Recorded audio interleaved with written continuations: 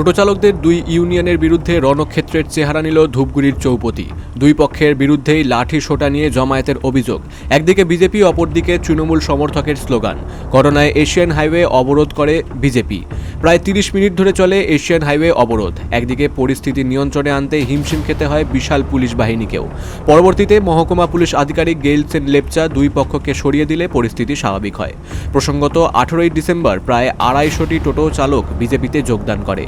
তার পরিপ্রেক্ষিতে বিজেপিতে যোগদানকারী কয়েকজন টোটো চালককে ফের তৃণমূলে যোগদান করান আইএনটিটিইউসির নেতারা। এরপর রবিবার সকালে টোটো স্ট্যান্ডে বিজেপির যোগদানকারী টোটো চালকদের টোটো স্ট্যান্ডে রাখতে না দেওয়ার জন্য দুই পক্ষের মধ্যে বচসা এবং ধস্তাধস্তি হয়। যদিও পুলিশের উপস্থিতিতে পরিস্থিতি স্বাভাবিক হলেও সোমবার সন্ধ্যায় বিজেপির তরফ থেকে একটি বিক্ষোভ মিছিল এবং পথসভার ডাক দেওয়া হয়।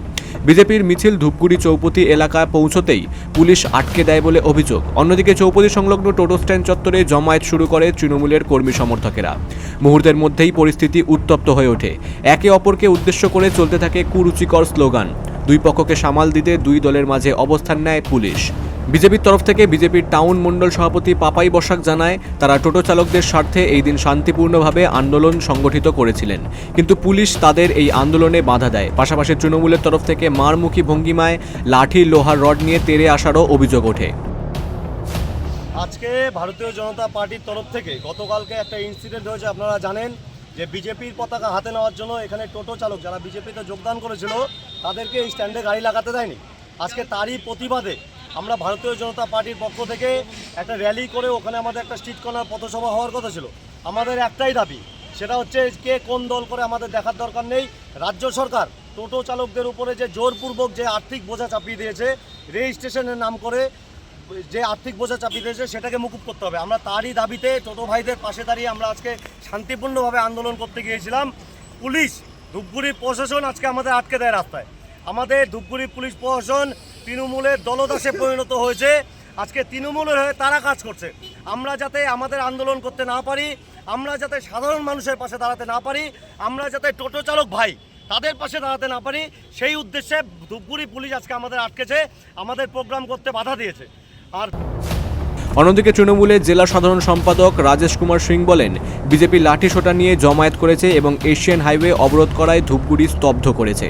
মমতা বন্দ্যোপাধ্যায় অবরোধের রাজনীতি সমর্থন করেন না এবং অবরোধের ফলে ধূপগুড়ির মানুষকে হয়রানির শিকারও হতে হয়েছে। কংগ্রেস আমাদের এখানে পার্টি অফিস আছে গ্রামে, আমরা কি আমাদের অফিসে থাকতে পারবো না? ওদের যেটা অভিযোগ করছে যে পুলিশ ওরা কি অভিযোগ করছে, বাধা দিচ্ছে, ওদের কোনো স্টেট কর্নার, ওদের অভিযোগ যেখানে আছে সেখানে অভিযোগ চালাক। জাতীয় সড়ক অবরোধ কেন? আজকে জাতীয় সড়ক অবরোধ কেন? আজকে হাজার হাজার মানুষ আজকে জাতীয় সড়ক অবরোধের জন্য আটকে পড়েছে। কে দায়ভার নিবে? যাদের যদি কোনো দাবি থাকে প্রশাসনের কাছে যাক। জাতীয় সড়ক অবরোধ করে এটা কোন ধরনের আন্দোলন? যেখানে জাতীয় সড়ক হাইকোর্ট পরিষ্কার বলছে কোনো অবরোধ করা যাবে না। এই অবরোধের রাজনীতি মমতা বন্দ্যোপাধ্যায় বন্ধ করে দিয়েছেন। বিজেপি এই কালচার কালতে যাচ্ছে, আমরা এই কালচারকে কখনো বরদাস্ত করব না। সেটা প্রশাসন দেখবে।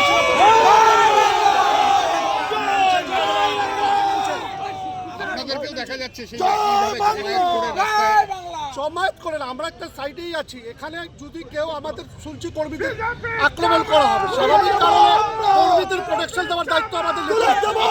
আমরা লড়াই করতে যাচ্ছি না, আমরা এখনো গুরুত্ব বজায় আছি। আমরা সবাই দেখছি সেফ করার জন্য। পরবর্তীতে দুই পক্ষকে সরিয়ে দিয়ে এশিয়ান হাইওয়ে যান চলাচল স্বাভাবিক হয়। Bureau report, big news Bangla.